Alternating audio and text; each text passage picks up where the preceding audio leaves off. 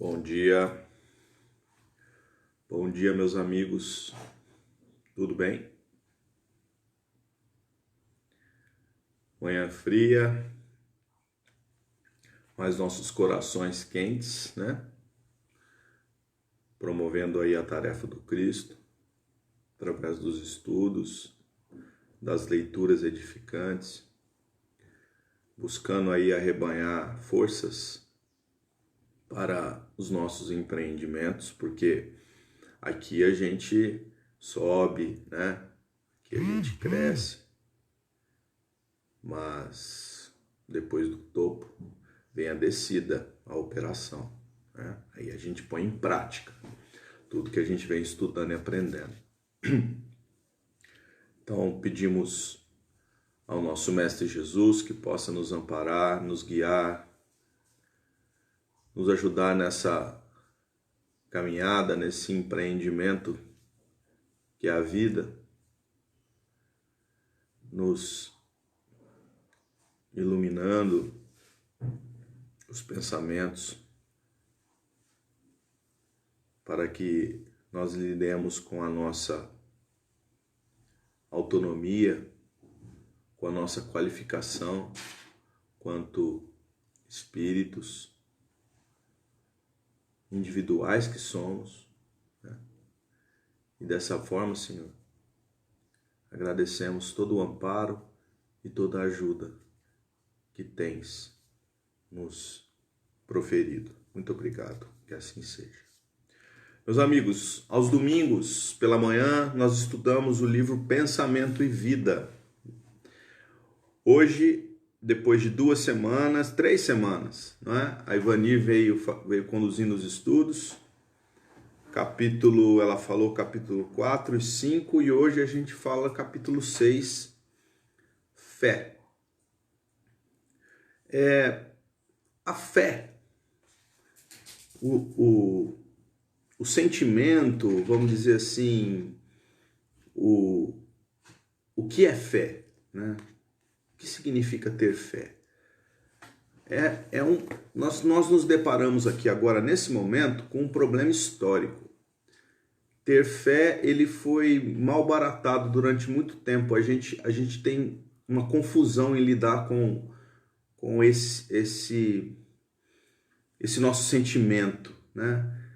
Segundo Emmanuel, nesse capítulo, fé, meus amigos, é algo inato, né? Algo nato, algo nascido em nós.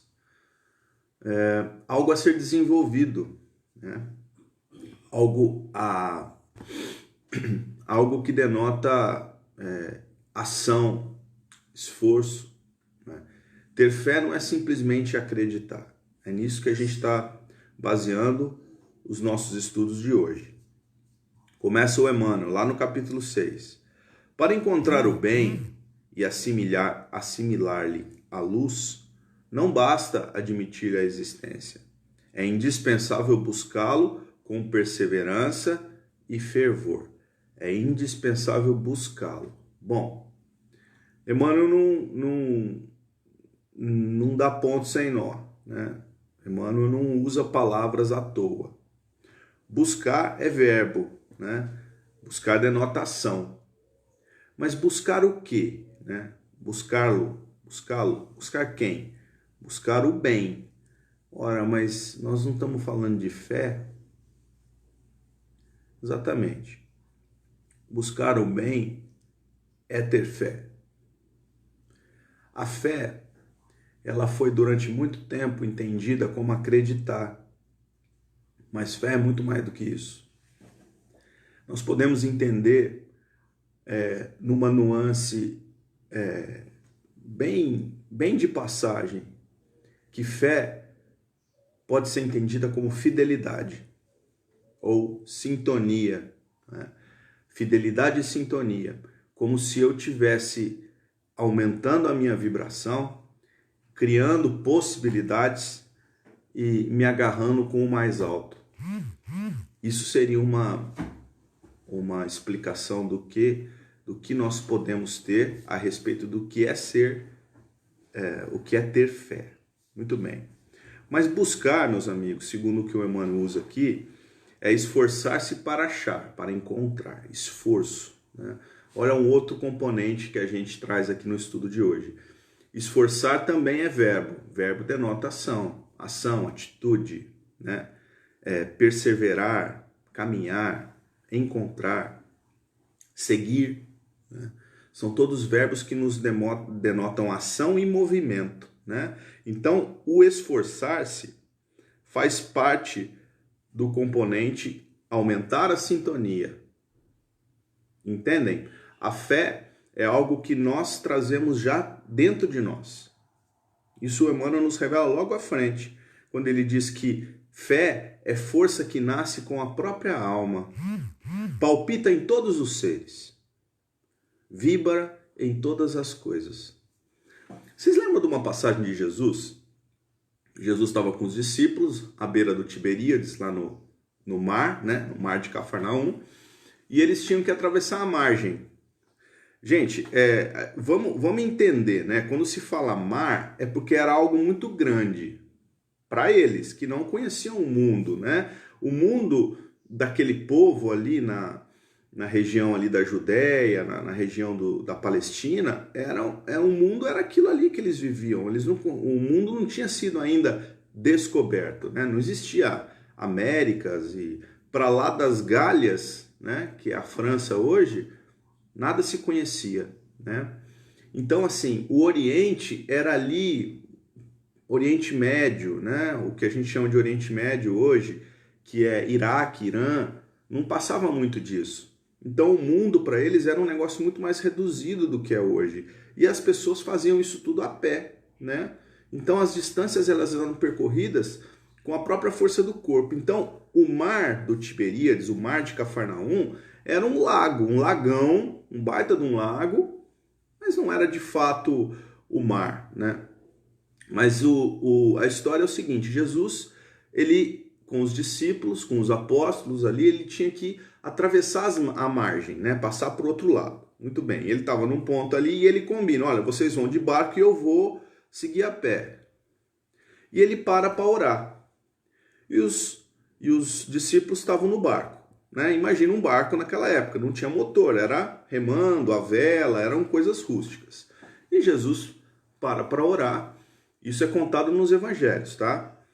E em um determinado momento, já era noite, os discípulos estavam descansando no barco, né, em direção a outra margem, e Jesus aparece caminhando, né, sobre as águas.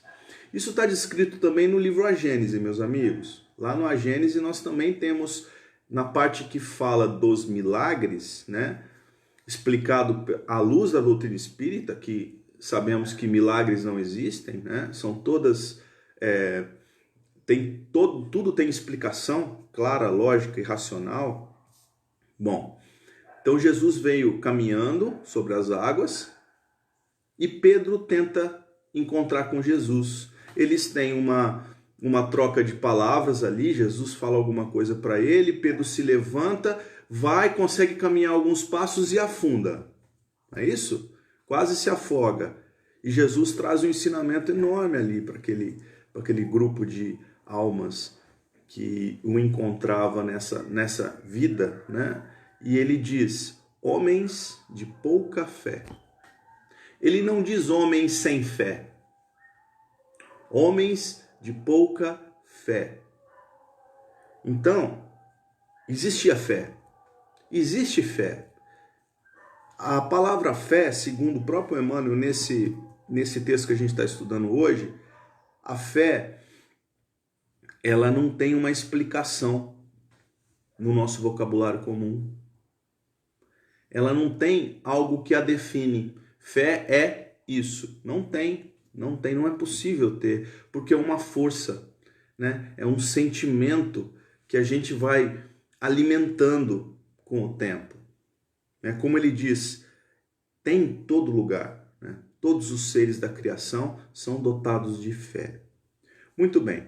Acontece que a fé, meus amigos, é algo que a gente não consegue ver, né? Algo que a gente não consegue enxergar.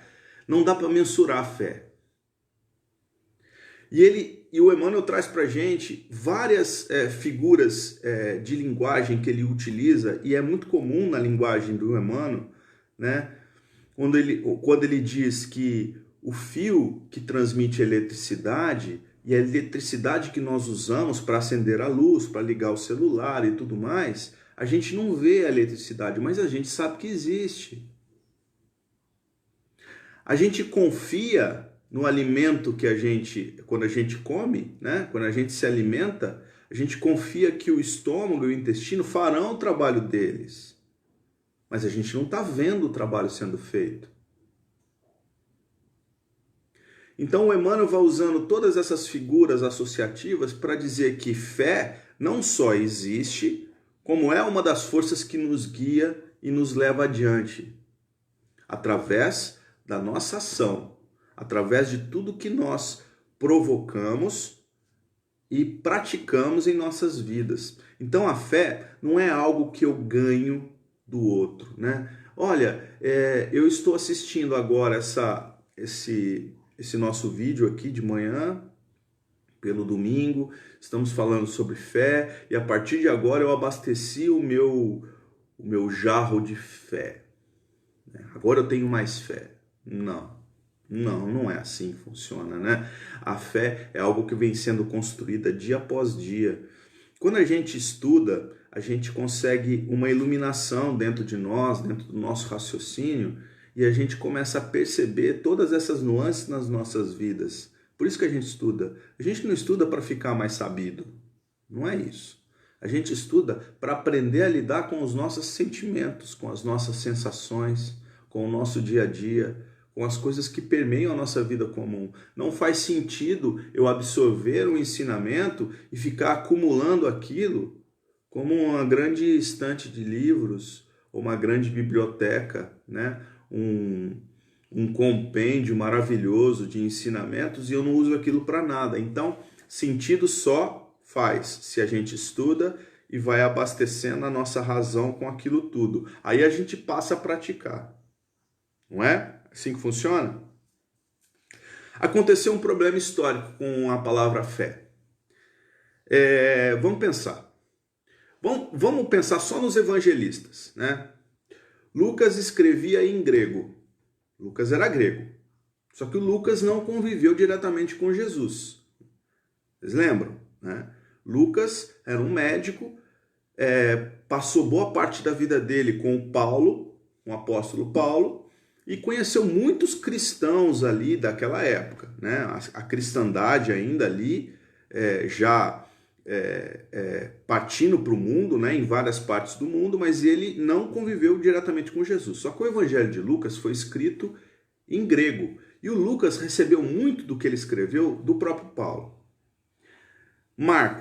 João Marcos era sobrinho do Pedro, sobrinho do apóstolo Pedro. O evangelista Marcos, ele quando Jesus desencarnou era uma criança, 8, 9, 7, 8, 9, 10 anos, era uma criança. Então também não podia ter absorvido tantos ensinamentos ali de Jesus. E ele escreveu em hebraico, em aramaico antigo, que era a língua que ele convivia, né? Eles eram judeus. O evangelista Mateus era o evangelista mais estudado, né? Era o discípulo mais estudado de Jesus. Então, Mateus ele já era coletor de impostos, ele tinha uma posição diferenciada dentro da sociedade naquela época. Então, era um homem que lidava com a letra, né? Com a palavra. A gente vê Humberto de Campos falando muitas vezes que quando retrata o encontro de Jesus com os apóstolos, Mateus escrevendo, né? Tomando nota. O primeiro evangelho a ficar pronto foi o evangelho de Mateus, porque eram as coisas que ele tinha escrito, né? O proto-evangelho de Mateus, como o Emmanuel cita também no livro Paulo Estevão. Muito bem. E o quarto evangelista é exatamente João, né? Um dos discípulos, o discípulo bem amado, né? Aquele homem com um coração que não cabia dentro do peito, e João escreve também em hebraico. Ok. Só que a língua universal da época era o grego. Percebe? A língua universal da época era o grego. As grandes universidades da época eram gregas, né? Tarso, uma delas, da onde veio Paulo de Tarso, era grega, né? E todos os ensinamentos proferidos no mundo rodavam o mundo em grego, como a gente tem o inglês hoje, né? Como língua universal, já tem diminuído bastante, a gente já tem outras línguas tomando corpo, mas o inglês ainda é a língua universal. Se você for dizer nos países, principalmente América do Sul, né? A África eu não sei dizer, mas Europa, muitos países aí têm a segunda língua como o inglês, né? A partir da Segunda Guerra Mundial. Muito bem.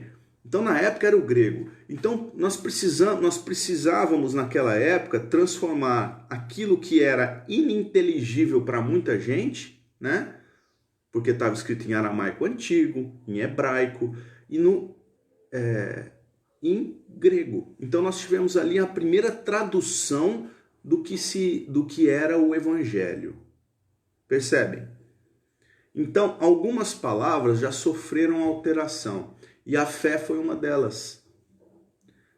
A palavra fé já teve ali uma primeira barreira, que foi o próprio grego antigo.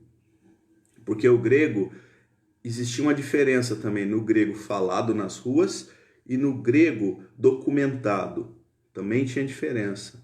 Olha que coisa doida. Aí a notícia foi se espalhando e foi preciso que aquele grego antigo, né, aquela literatura escrita em grego, fosse sendo absorvidas pelas comunidades do mundo. Chegou lá na Itália, precisava estar em latim. Chegou nos Estados Unidos, precisou passar para o inglês. E aí por diante.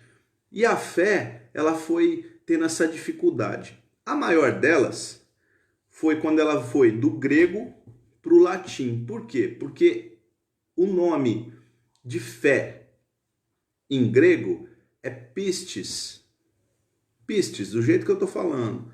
Quando chegou lá no latim, não tinha essa correspondência. Mudaram de pistis para fides. Fides ligando a fé à fidelidade, mas são coisas diferentes. Fé não é só fidelidade. Pode ser fidelidade, mas não é só fidelidade. E quando chegou no último laço aqui pra gente, no português, por exemplo, nós recebemos a fé como credere, ou acreditar. Então, pra gente, meus amigos, ter fé e acreditar é a mesma coisa, só que acreditar é muito vazio. Segundo um pesquisador chamado James Moulton, é um grande estudioso do grego bíblico, ele diz que existe muita diferença entre a mera crença e a confiança. E a confiança nos liga ao estudo do Emmanuel, dizendo que confiar é acreditar que existe sem ver. Olha como a palavra fé, ela vai ganhando um aspecto muito mais poderoso do que a gente imagina, né? Eu tenho fé que isso vai acontecer. Isso não é a fé, não é essa fé que o Emmanuel está dizendo. Eu tenho fé que eu vou conseguir um novo emprego. Não, isso não é a fé que o Emmanuel está dizendo. Eu tenho fé que o meu filho vai passar no vestibular. Também não é, né? Também não é. A fé é algo muito maior do que isso, né? É um sentimento a ser desenvolvido. Então, por isso que ele diz que a fé não pode ser explicada no nosso vocabulário comum, no nosso vocabulário mundano. Então, nós tivemos esse problema, né, da tradução. Nós recebemos uma tradução truncada, diferente do que foi dito por Jesus. Quando Jesus se referia à fé, era algo diferente do que a gente entende por fé hoje. O Emmanuel explica isso. Mais uma vez, Emmanuel explicando Emmanuel. O Consolador, questão 354. Perguntam para Emmanuel: poder-se-á definir o que é ter fé? O que é ter fé? Dá para definir? Você pode fazer isso para a gente? E ele diz: olha só, ter fé é guardar no coração a luminosa certeza em Deus.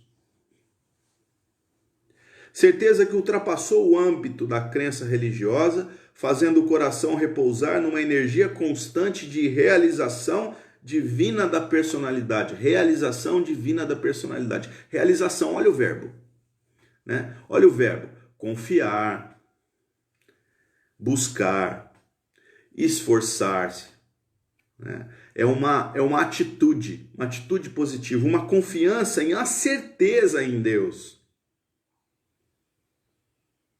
É uma certeza em Deus, né? O tempo todo. Ele extrapola completamente a questão religiosa, porque a religião, ela transformou a fé num artigo. A gente não costuma falar artigo de fé, ela transformou num artigo, numa troca, né? Ganha isso aqui, recebe isso aqui que você vai ter mais fé. Olha, eu ando com um talismã no meu bolso porque aquilo me protege, aquilo me faz ter fé, sem entrar no mérito. Mas a fé é muito mais do que isso, né? É muito mais do que isso. Eu não sei vocês, sabe aquele santinho que a gente recebe nos centros espíritas? Tem muito, né? As frases, tem muito Emmanuel, André Luiz, as frases que a gente recebe, né? São muito bonitas e tal. Eu costumava andar com daqueles na carteira, tem até ele decorado, não vou falar não, mas eu tenho. E eu andava com aquilo na carteira, aquilo era meu talismã. Veja como os espíritas também têm talismãs, né? O livro é um talismã, né? Algo que a gente se apoia para ter mais fé.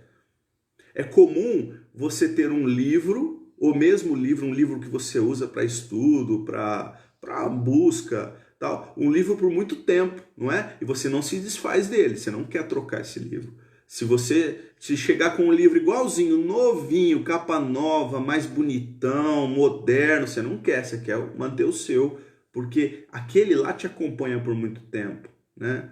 Qual o sentido disso? Né? Racionalmente não tem, né? Um livro novo, com as páginas mais limpas, mais brancas, vai dar para você estudar melhor, né? As letras maiores, é a mesma literatura, não teve mudança. Por que eu tenho que manter alguma coisa por muito tempo? Será que não é um artigo de fé? Continua, Emmanuel. Conseguir a fé é alcançar a possibilidade de não mais dizer eu creio, mas afirmar eu sei. Só crer é muito pouco. É o credere. Tá vendo como o nosso estudo está condizente? A palavra pistes, ela foi transformada em credere, em crer. Mas é muito mais do que isso, porque eu sei. Com todos os valores da razão tocados pela luz do sentimento. É algo que está dentro de nós. Por isso Jesus diz, homens de pouca fé. Existe fé. A fé precisa ser desenvolvida. Essa fé não pode estagnar em nenhuma circunstância da vida e sabe trabalhar sempre a ação, intensificando a amplitude de sua iluminação, pela dor ou pela responsabilidade, pelo esforço e pelo dever cumprido. Né? Viver a fé, viver o eu sei, é entregar-se de bom grado. Né? Senhor, faça-se em mim a sua vontade. Eu me encontro livre como um escravo do Senhor. Por isso Paulo diz, não sou eu mais quem vive, é o Cristo que vive em mim. Ali é a maior fé conquistada, né? A maior fé confiada, provada e desenvolvida por um homem, entregando-se de bom grado, com amor, com trabalho, com perseverança e com confiança. Bom, tudo bem até aqui? A gente acha que já, eu não sei o tempo, mas nós já devemos estar caminhando para o fim, é isso? Muito bom. capítulo do Pontos e Contos, livro do Humberto Campos, capítulo 28, chamado Exame de Fé. Vocês conhecem esse livro? O Humberto Campos tem uma literatura muito legal, né? Porque o Humberto Campos ele passeou, né, sobre retratos da época de Jesus, né, passagens de Jesus, como o Boa Nova, por exemplo, e vários outros livros que falam de passagens de Jesus. E ele também traz ali passagens espíritas, né? E ele não era espírita. Humberto Campos nunca foi espírita. Ele teve contato com amigos espíritas na época em que viveu, né? Humberto Campos ali quanto literato, mas ele não era espírita. Mas aí ele conta também dentro dos centros espíritas, né? Traz o retrato da vida ali, e ele traz alguns recortes também dentro da vida comum. Isso eu acho mais sensacional. É lindo ler sobre a época de Jesus, né? Nos emociona, mas nós aproveitamos mais quando a gente é tocado no sentimento, né? E na fé por uma ideia muito próxima, né? Um retrato que ele faz assim da sociedade em que nós vivemos, né? E a gente se reconhece, né, nos personagens do Humberto Campos. E ele ali, nesse capítulo 28, chamado Exame de Fé, ele conta a história de um homem, certo homem. Humberto Campos, como Emmanuel, André Luiz, Neio Lúcio, Meimei, esse pessoal não joga a palavra fora, meus amigos. Não tem ponto sem nó. Um certo homem, ele não está apontando nomes, ele não está trazendo nenhuma outra explicação de quem seja esse homem. Então a gente pode entender que sejam todos os homens, né? Essa história aqui serve para todos os homens. Então um certo homem começou a ganhar um destaque sobre os demais. Olha só, como é uma história muito comum. Ele começou a falar muito bem, discursar muito bem, era um homem que estava desenvolvendo a sua fé, era um homem que estava crescendo em moral, certo? Bastante entendimento do que é ser fraterno, do que é ser companheiro, né?